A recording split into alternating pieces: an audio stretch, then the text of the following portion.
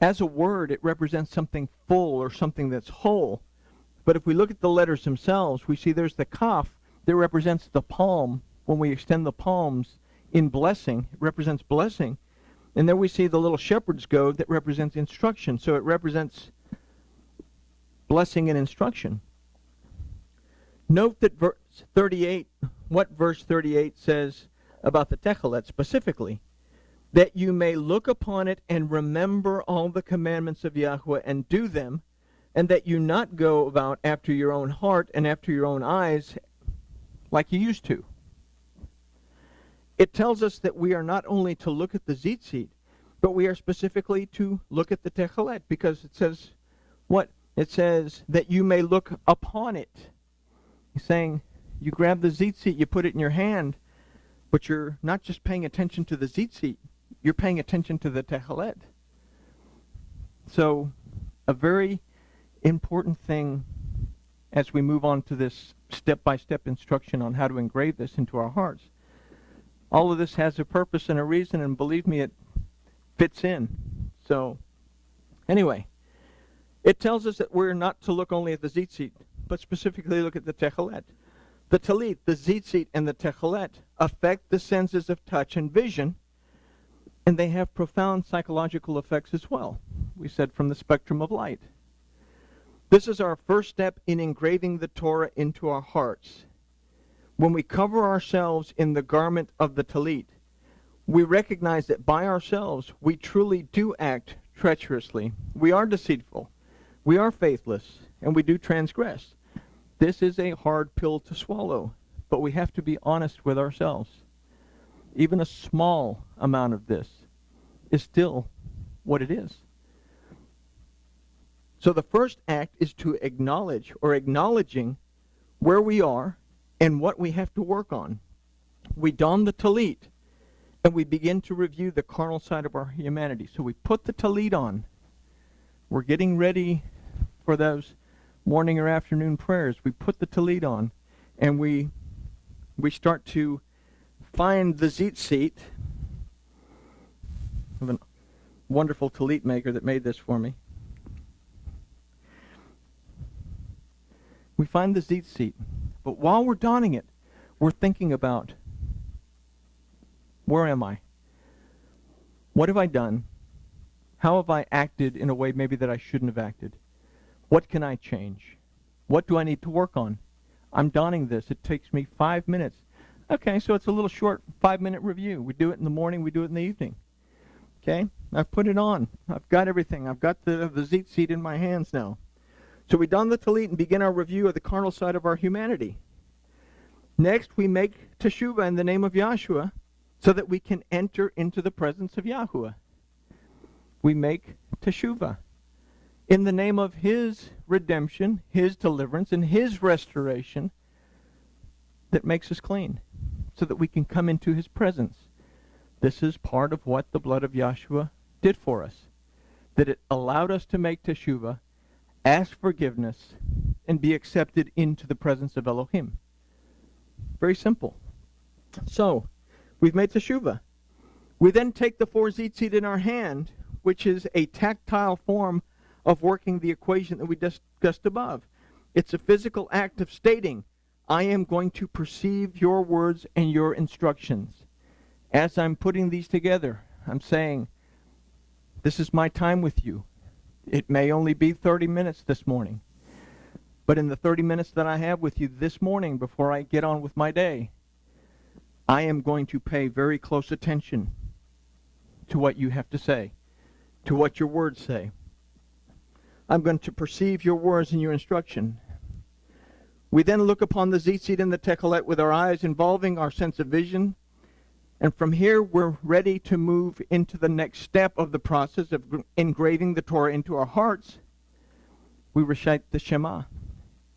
Shema Yisrael, Yahuwah Eloheinu, Yahuwah Echad. Hear, Israel, Yahuwah Elohim, Yahuwah is one. In this, we're saying, I, Shema, I perceive, discern, understand, obey, apply, and am content. That and because Yisrael, that Elohim is greater than I am in Yahuwah. Everything that there is, everything that there was, and everything that there will be today, yesterday, and tomorrow. And that in all of this, He alone is Eloheinu. He is my Elohim. He is my mighty judge who has the authority to redeem me, deliver me, restore me, and bring me rest. And that Yahuwah is Echad. He is the only one that can do this. And He is in agreement with His word. And if I am also in agreement with His word, then we are in unity. We're in agreement. The Shema is simply more than saying, oh, well, hear Israel, listen. The Lord your God, the Lord is one. It says, Shema Yisrael, Yahuwah Elohecha. Elohecha, that means your Elohim, your Elohim, your Elohim, your Elohim. It's a very intimate and personal word. He's not saying Elohechem, which is all y'all's Elohim. He's saying Elohecha. You specifically. I'm talking just to you. Nobody else. So, we recite the Shema. We think about it. We let the words nourish us. We let them sink in. We're allowing ourselves to open up. Our perception to open up.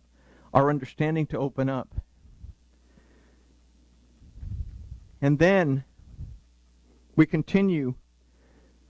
Now we've just said the Shema. The Shema is our oath, but we continue with tzitzit in hand.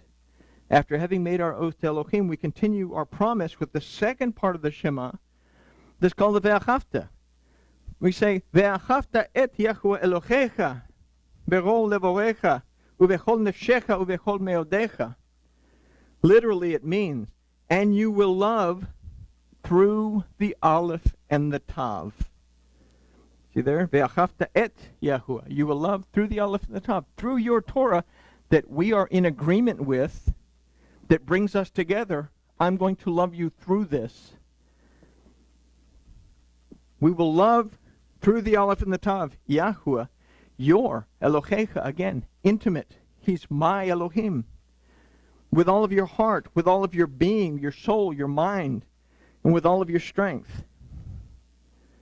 So when we've considered that we've just taken the steps prior to reciting this part of our engraving process to prepare our heart to transform it from the evil, wicked heart that's spoken of in Bereshis to a clean, empty heart that's ready to be filled, and we can move forward now with our engraving process, which is to recite the Ten Commandments and let them soak into our heart, our mind, and every fiber of our being.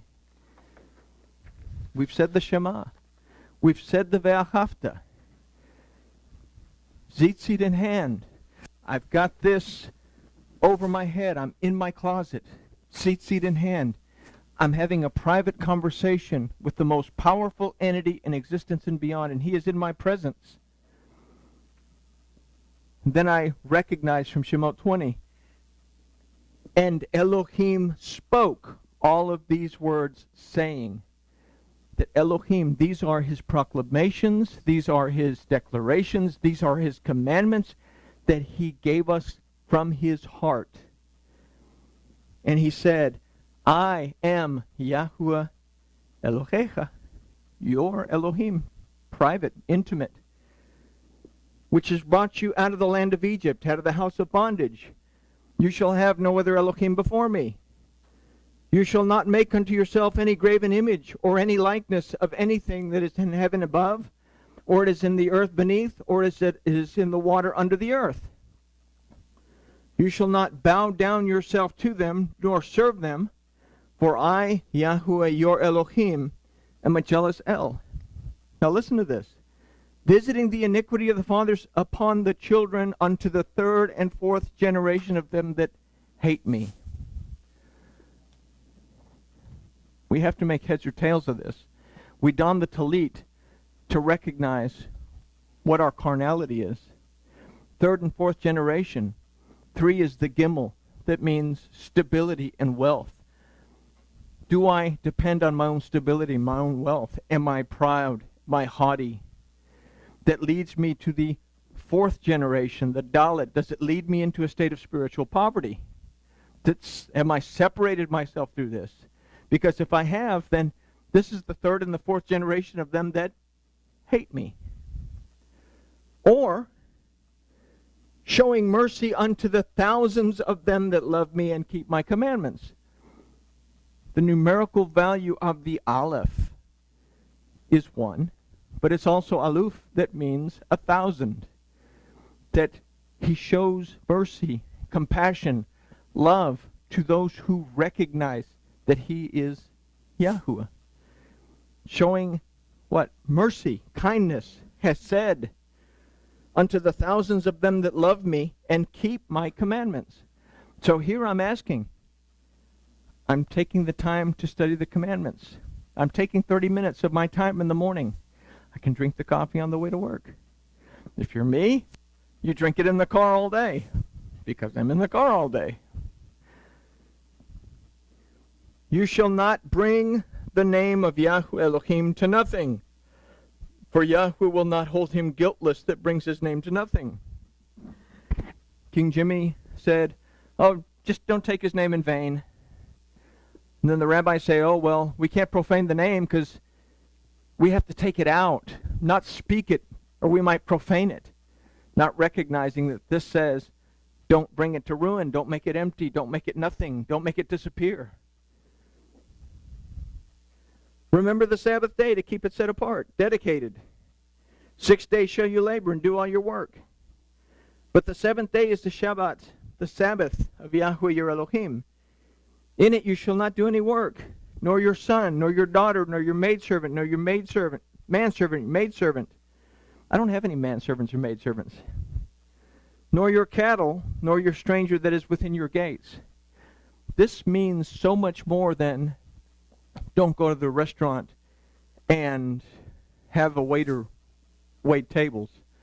Yeah, you should rest at home. Take the time at home. But what this means more than anything else, and it's something that we have to understand, is don't allow all of this stuff from your day-to-day life to interfere with your time with Yahweh Elohim. Don't worry about, have I paid this bill? Or have I told Joe Blow to mow the lawn down over here? Or all this stuff. Leave it out of the picture. Leave the business end of your worries out of the picture. Spend time with Yahweh specifically. You're building a relationship. For in 6 days Yahweh made heaven and earth, and the sea and all that is in them, and rested on the seventh day. This is why Yahweh blessed the Sabbath day and set it apart. Honor your father and your mother, that your days may be long upon the land which Yahweh your Elohim gives you. Say, well, I don't have a father and a mother. You have Am, that means mother, with a numerical value of 41. Av, that means father, with a numerical value of 3, a gematria of 3. You put them together, it's 44, the same numerical value of Dam, that means blood. And Elohim told Noah that life is in the blood. It belongs to me. It says, honor your life. Respect your life. It's here that you take the time to say, am I respecting my life? Am I paying attention to making sure that I love myself? Because I can't love my neighbor if I don't love myself. Right? So, you shall not murder, which follows suit. If I love my life and I love my neighbor as myself, I'm not going to kill this person, murder this person out of malicious hatred, but I'm not going to insult this person's character. I'm not going to mistreat this person because it's the same thing. I've gotten to where I speak blessings over the people that cut me off instead of saying what the outside would like to say. I speak blessings and pray that Elohim will protect them if they continue to drive the way they're driving. So it's a nice way of having road rage, but Don't murder. You shall not commit adultery. Not only physically, but spiritually. You shall not steal. Literally it says, you shall not kidnap. You're not going to take away somebody's identity by ignoring them. You shall not bear false witness against your neighbor. It's more than just don't lie. Don't lie about your neighbor. You shall not covet your neighbor's house. You shall not covet your neighbor's wife or your manservant or maidservant. There we go with the manservant and maidservant thing again. Nor his ox or his donkey or anything that is your neighbor's. It's one thing to say, that's really nice. I would like to have one someday. As opposed to, I hope you die and I can manage to get it from you. So we compliment people for their successes. We compliment people for getting nice things in their lives. And then if we want the same thing, we figure out how to work towards getting it. But I'm speaking to the choir here. So this is how we fulfill the first part of Vayikra 26:3. It says, Im bechukotai telehi, if you walk in my statutes. And in doing this, we are gradually transformed so that we can ve'et mitzeote tishmeru va'asitem otem, and keep my commandments and do them. We do this regularly. In the Parsha Behar, we learn that the Torah exists for us among the thorns and the thistles. It was given at Sinai, a word that means thorns and thistles. In this revisiting of Bechukotai, we've learned the step-by-step process of engraving the Torah into our hearts. If we are diligent to follow this process, according to the Torah's instruction at Devarim, and this is Devarim 6:6-7, then we will succeed in trimming the thorns and the thistles with ease, and in doing so, walk with our Elohim in unity and agreement by and through his word that he gave to us. And it says, and these words which I command you this day shall be upon your heart. How do we put them on our heart? We don the talit. We speak them. But we only have to do it once a month, right? That should be enough to engrave them. So what does it say? And you shall teach them diligently to your children, and talk of them when you sit in your house, and when you walk by the way, and when you lie down, and when you rise up. So we set time aside at bedtime. Then we set time aside in the morning to follow through the directions contained in the study. When you lie down and when you rise up. We've considered a lot of information, but it's information that we have to take seriously and apply. We can have a truly wonderful relationship with an Elohim that is very real and always keeps us aware of his presence, or we can have a worthless and false relationship as we worship an idol of stone, something called God that sits on a throne in a place called heaven. What is your choice in if? So we have the tools. If you don't have one, they're inexpensive on Amazon. It's a wonderful thing. Get one with the blue techelet. I know a very wonderful talit maker, but I don't know what she charges. But if you don't have one, get one and use it. Use it on a regular basis. The Torah says in the morning, says in the evening. So something to consider. But with all that, we can say that grooviness has been achieved. And hopefully I didn't go over the hour and 40 minutes that they said I had before the space on the camera thingy ran out.